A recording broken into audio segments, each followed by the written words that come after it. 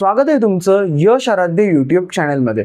ज्या दिवशीपासून ॲडमिशन्स हा विषय तुमच्या मनामध्ये चालू झालाय तसा एक नवीन शब्द तुमच्या कानावर येत असेल तो म्हणजे प्लेसमेंट। करेक्ट? प्रत्येकाच्या मनामध्ये प्रश्न चालू आहे की मला प्लेसमेंट मिळणार की नाही, प्लेसमेंट्स काय असतात आणि प्लेसमेंट कुणाला मिळतात, हे प्रत्येक गोष्ट डिटेलमध्ये आपण आजच्या व्हिडिओमध्ये कव्हर करणार आहेत। पण त्याआधी ज्या मुलांनी जे स्टुडंट्स आहेत, जे पॅरेंट्स आहेत, आपल्या चॅनलवर नवीन आहेत किंवा ज्यांनी आजपर्यंत सबस्क्राइब केलेलं नाहीये, चॅनलला सबस्क्राइब करायला विसरू नका, कारण इंजिनिअरिंग ॲडमिशन रिलेटेड सर्व अपडेट्स, करिअर गायडन्स असेल तो तुम्हाला या चॅनलवर कंटिन्युअसली मिळत राहणार आहे। सो नक्की चॅनलला सबस्क्राइब करायला विसरायचं नाहीये। आपल्याला प्लेसमेंट्सवर तर बोलायचंच आहे, पण काही इश्यूज येत आहेत। काही मुलांनी एनरोल केलेलं आहे आपल्या पर्सनल काउन्सिलिंगशी, पण ते अजून व्हॉट्सअप ग्रुपमध्ये ऍड झालेले नाहीयेत। बाळांनो, तुम्हाला काळजी करायची गरज नाहीये, लवकरात लवकर तुम्ही ग्रुपमध्ये ऍड केले जाल। ऍक्च्युअली असं होतं की आपल्या ॲपमध्ये 48 आवर्स नंतर तुमचा डेटा माझ्याकडे येतो आणि त्याच्यानंतर आपली टीम तुम्हाला ऍड करते। बट काही कारणास्तव तो डेटा आलेला नाहीये, थोडा डेटा तो येण्यासाठी डिले झालेला आहे, बट तो आल्यानंतर लगेच तुम्हाला 1-2 तासामध्ये आम्ही ऍड करू। त्याच्यामुळे जरी तुम्ही आता दिसत असेल तुम्हाला की तुम्ही व्हॉट्सअप ग्रुपमध्ये ऍड झालेला नाहीये, काळजी करू नका। जी मुलं प्रिव्हियसली एनरोल्ड आहेत त्यांना माहिती आहे, थोडा लेट झाला तरी एनरोलमेंट व्यवस्थित होतं, काही काळजी करायची गरज नाही। आणि त्याच्यानंतर एकदा सेशन्स चालू झाले की मग तुम्हाला एकदम रिलॅक्स वाटणार आहे, कारण बाकी सगळ्या गोष्टींची काळजी आम्ही घेणार आहेतच। ठीक आहे, तर ज्या मुलांना एनरोल करायचं एनरोल तुम्ही करू शकता। काही डाऊट असेल तर तुम्ही या नंबरवर कॉल करा, 0 मात्र यूज करायला विसरू नका।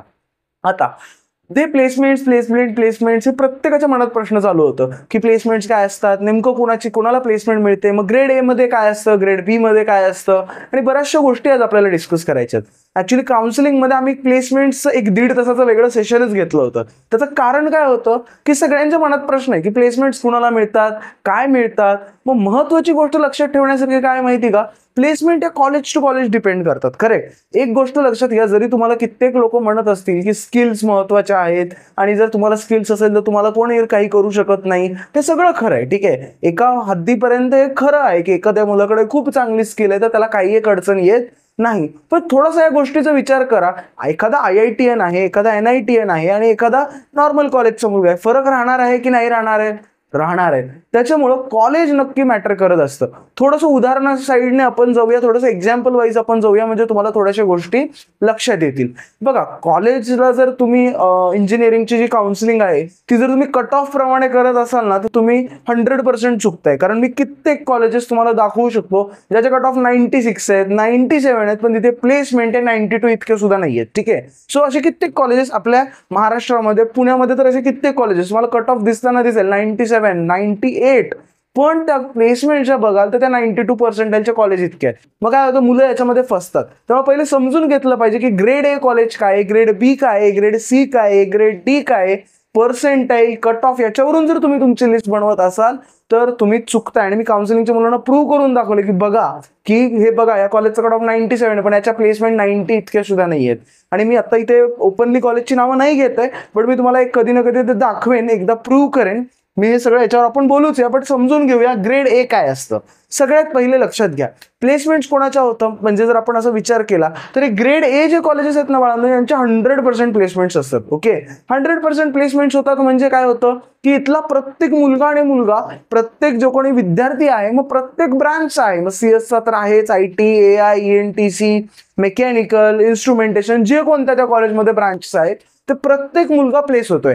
आणि प्लेस होताना सुद्धा चांगल्यातल्या चांगल्या पॅकेजने तो प्लेस होतोय। ओके, प्लेस होताना 2 प्रकार असतात, नॉर्मल प्लेसमेंट आणि एक काहीतरी वेगळं डिफरंट प्लेसमेंट, म्हणजे जरा जास्त पॅकेज असणारी प्लेसमेंट। ओके, मग काय होतं, ही जी ग्रेड ए ची मुलं आहेत, ग्रेड ए कॉलेजमध्ये जी मुलं जातात, एक्झाम्पल COEP, करेक्ट, तिथली सगळी मुलं प्लेस होतात।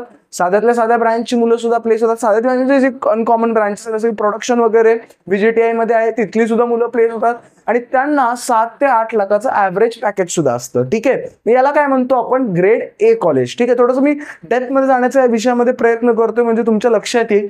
ग्रेड बी कॉलेज म्हणजे काय रे, लक्षात घ्या, तुमची लिस्ट अशीच असली पाहिजे की पहिले ग्रेड ए, कट ऑफ वगैरे हे मॅटर करत नाहीत। काय कट ऑफ आहे, आपल्याला काय करायचंय, तुम्हाला महत्वाचं काय की तुमच्या लिस्टमध्ये ग्रेड ए कॉलेजेस वर पाहिजेत, ग्रेड बी खाली पाहिजेत, ग्रेड सी त्याच्या खाली ग्रेड डी. सो लक्षात घ्या, ग्रेड बी कॉलेजेस कोणती आहेत? इथे सगळ्यांना प्लेसमेंट मिळतीये का? येस, सगळ्यांना ऑलमोस्ट प्लेसमेंट मिळते. अपॉर्च्युनिटी मी म्हणेन 90% मुलं इथे प्लेस होत आहेत, कारण शेवटी काही ना काही मुलं अभ्यास करणार नाहीयेत, काही ना मुलं ऑल क्लिअर राहणार नाहीत. त्याच्यावर पण मी डिस्कस करतो की काय त्याच्यासाठी मिनिमम क्रायटेरिया असतो. बट सगळ्यात पहिले काही ना काही मुलं अभ्यास करणार नाहीयेत, अभ्यासाकडे लक्ष देणार किंवा काही प्लेसमेंट घेणार नाहीयेत. तेव्हा 90% मुलं जे आहेत ती मात्र इथे प्लेस होत आहेत. पण इथे एक ड्रॉबॅक काय माहिती का? इथे सगळ्या ब्रँचेसची प्लेसमेंट खूप चांगली नाहीये.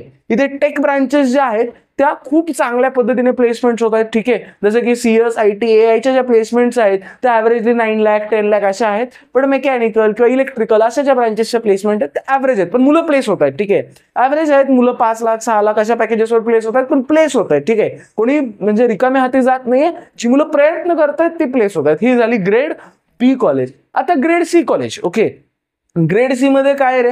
मग तुमची कोणतीही ब्रँच असू द्या, तुम्ही प्लेस होणार आहे. ठीक आहे, प्लेस होऊन जाणार तुम्ही, असं अडचण तुम्हाला येणार नाही. बट CS-IT मुलांना थोडेसे चांगले पॅकेजेस आहेत. ठीक आहे, म्हणून आपण ते प्लेस होत आहेत. ॲव्हरेज पॅकेजेस 4 5 6 असे आहेत. आता जसे इथं ग्रेड एचं जे मेकॅनिकल असतं, ठीक आहे, किंवा ग्रेड एचं जे दुसऱ्या ब्रँचेस असतात टेक ब्रँच सोडून, त्यांचं आणि ग्रेड सीचं CS-ITचं पॅकेज तुम्ही म्हणा सारखं असेल. ठीक आहे, म्हणजे काय असेल, थोडंसं CS-ITचं सुद्धा इथे पॅकेज कमी असेल. But CS-IT, ENTC take branch म्हणजे ज्या डिमांडिंग ब्रँच असतील त्या सिच्युएशनच्या, त्यांची प्लेसमेंट चांगली होणार आहे, ते मुलं प्लेस होणार आहेत. ॲव्हरेज त्यांना थोडंसं कमी असेल, पण एखादा कंपनी त्यांना मिळून जाणार आहे.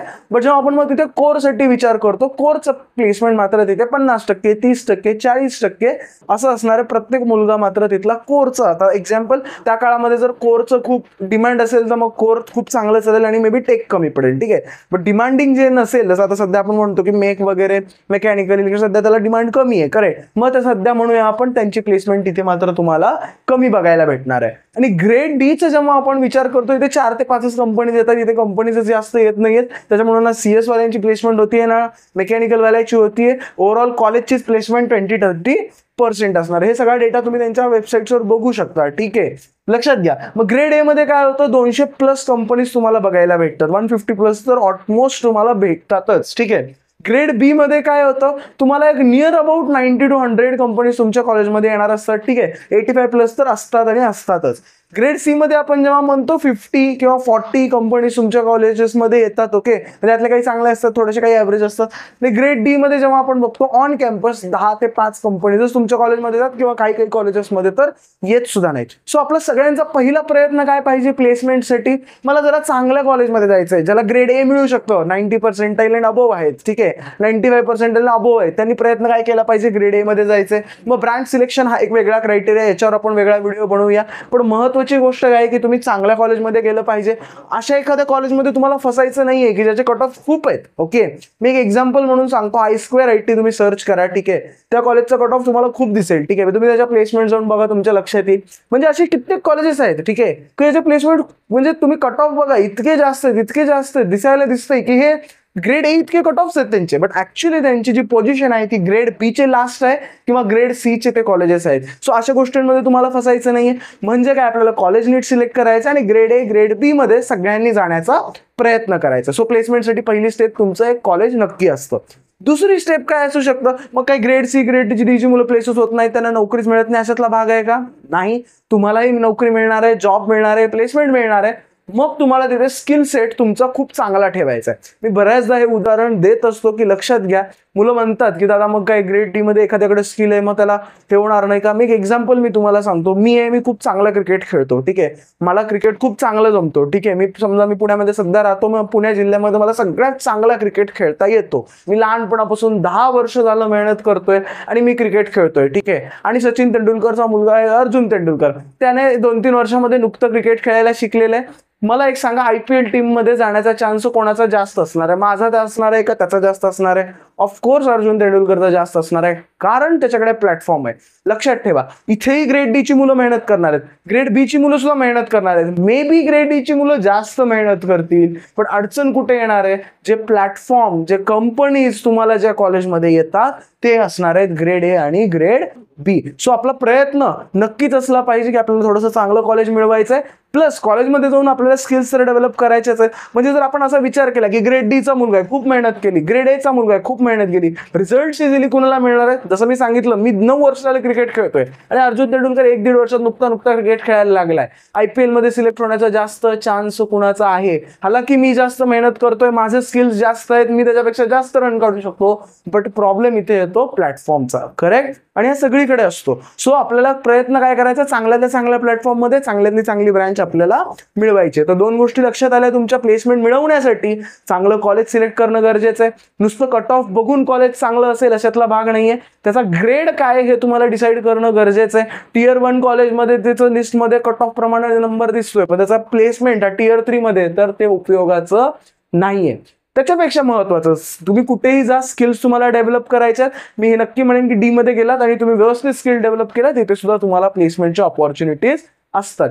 तिसरी महत्वाची गोष्ट म्हणजे तुमचं अकॅडमिक्स. म्हणजे काय होतं लक्षात घ्या, तुमचा रेकॉर्ड नक्की इंटरव्ह्यूच्या वेळेस चेक केला जातो की तुमची 10वी कुठून झाली, 12वी कुठून झाली. करेक्ट? तुम्ही फर्स्ट इयर मध्ये तुमचा रिझल्ट काय होता, सेकंड इयर मध्ये काय होता, थर्ड इयर मध्ये काय होता, फायनल इयर मध्ये काय होता, ते सगळं चेक केलं जाणार आहे तुमचं. मग जेव्हा ते चेक केलं जातं तेव्हा जर तसं दिसलं की तुम्हाला 12वी मध्ये 60% कमी आहे, तर तुम्हाला बऱ्याचशा कंपनीज तुम्हाला अलाउ करणार नाहीयेत.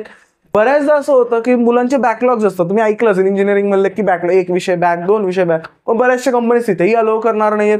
सो सगळ्यात पहिला नक्की कॉलेज असेल, दुसरा तुमचा म्हणजे पहिलं प्लॅटफॉर्म असेल, दुसरं तुमचं स्किल्स असेल, तिसऱ्या नंबरला तुमचे अकॅडमिक्स असणार आहे की तुमचं अकॅडमिक्स सुद्धा तुम्हाला स्ट्रॉंग ठेवायचं आहे, जेणेकरून तुम्हाला स्किल्स तुम्ही डेव्हलप केल्यात पण तुम्हाला 12वीत खूप कमी होते. आता 12वीचं सोडून दे, पण इंजिनिअरिंग मध्ये तुमचे 2 विषय बॅक आहेत, तर मग तुम्हाला घेणार आहेत का प्लेसमेंटसाठी? नाही. सो तिन्ही या गोष्टी इम्पॉर्टंट आहेत. आणि चौथी सगळ्यात इम्पॉर्टंट गोष्ट म्हणजे इंग्लिश. ओके, इंग्लिश का महत्वाची आहे? कारण लक्षात घ्या, ज्या कंपनीज आहेत त्या टेक कंपनीज आहेत, कोर कंपनीज आहेत, आणि आपण ज्या फील्डमध्ये जातोय ती इंजिनिअरिंग फील्ड आहे. ठीक आहे, ही इंजिनिअरिंग फील्डची डिमांड आहे, तुम्हाला इंग्लिश आली पाहिजे, तुमचं कम्युनिकेशन चांगलं असलं पाहिजे. त्याच्यासाठी गावाकडची मुलं असतात त्यांना इंग्लिश जास्त येत नाही, किंवा मी माझ्याबद्दलही म्हणेन, मी थोडंसं माझं इंग्लिश चांगलं होतं, पण एवढं पण काही चांगलं नव्हतं की मी इझिली कुणाशी कम्युनिकेट करू शकेन, किंवा मला एकदम कोणीतरी समोरून इंग्लिशमध्ये प्रश्न विचारला तर मी त्याला कॉन्फिडेंटली रिप्लाय देऊ शकेल, एवढी माझी इंग्लिश चांगली नव्हती. ती नंतर हळूहळू डेव्हलप झाली. तर हे तुम्हाला करावं लागणार आहे, त्याच्याशिवाय तुम्हाला प्लेसमेंट मिळणं शक्य नाहीये. एखाद्याकडे प्लॅटफॉर्म चांगला नसेल, ठीक आहे, कमी पर्सेंटाईल आहे, ग्रेड डी मध्ये ऍडमिशन घेतलंय, पण तुम्हाला काय स्किल्स डेव्हलप करायचे त्याच्यावर फोकस करायचा आहे. आणि जर तुम्ही ग्रेड ए मध्ये आहात तर अशा काय आपण स्किल्स मॅक्झिमम डेव्हलप करू शकतो की आपल्याला मॅक्झिमम तिथे पॅकेज मिळणार आहे, त्या गोष्टींची तुम्हाला काळजी घ्यायची. आय होप हे क्लिअर झालं असेल की तुम्हाला प्लेसमेंटसाठी काय करावं लागतं, प्लेसमेंटसाठी मिनिमम क्रायटेरिया काय असतो, आणि काय गोष्टी प्लेसमेंटसाठी मॅटर करतात. सो सगळ्यांनी प्रयत्न करा की ग्रेड ए, ग्रेड बी, मग कधी कधी आपल्याला ब्रांच पण त्यासाठी कॉम्प्रोमाइज करावी लागते. ते डिपेंड करतं की तुम्ही फ्युचरमध्ये काय करणार. बट मी आजसाठी सजेस्ट करेन, कट ऑफची लिस्टवर मी उद्या एक व्हिडिओ बनवतो की कसा कट ऑफ चेक करायचा, काय नाही. आय होप तुम्हाला लक्षात आलं असेल की नेमकं ऍक्च्युली हेच जे सेशन मी तुम्हाला सांगितलंय काउन्सिलिंगमध्ये, आमचं 2nd नंबरचं सेशन होतं. पहिलं इंडक्शन होतं, दुसरा प्लेसमेंट होता, आणि तिसरा काल आम्ही ब्रांच सिलेक्शनवर सेशन घेतला. तर जो सेकंड जो सेशन होता तो प्लेसमेंटवर होता, तो 1.5-2 तासाचा ऍक्च्युली सेशन होता. मी त्याची पूर्ण समरी मी तुम्हाला आजच्या लेक्चरमध्ये सांगण्याचा प्रयत्न केलाय. तुम्ही जे आपल्याकडे एनरोल्ड स्टुडंट्स आहेत त्यांना विचारू शकता की आपले सेशन्स कसे चालू आहेत, काय चालू आहेत, सो दॅट तुम्हाला पण एक चांगला आपला फीडबॅक मिळणार आहे. आय होप प्रत्येकाला हा व्हिडिओ आवडला असेल. व्हिडिओ कसा वाटला नक्की कमेंट सेक्शन मध्ये कळवायला विसरू नका. प्लेसमेंटची आता आपल्याला तयारी करायची आहे, त्याच्यावर सुद्धा मी व्हिडिओ बनवणार आहे की कसं आपल्याला प्लेसमेंट मिळवता येतील, कोणत्या कंपनीज असतात, त्याला काय काय गोष्टी लागतात, कोणत्या स्किल्स तुम्ही डेव्हलप केल्या पाहिजे, यावर नक्की आपल्या चॅनलवर व्हिडिओ येणार आहेत. सो नक्की चॅनलला सबस्क्राईब करायला विसरू नका.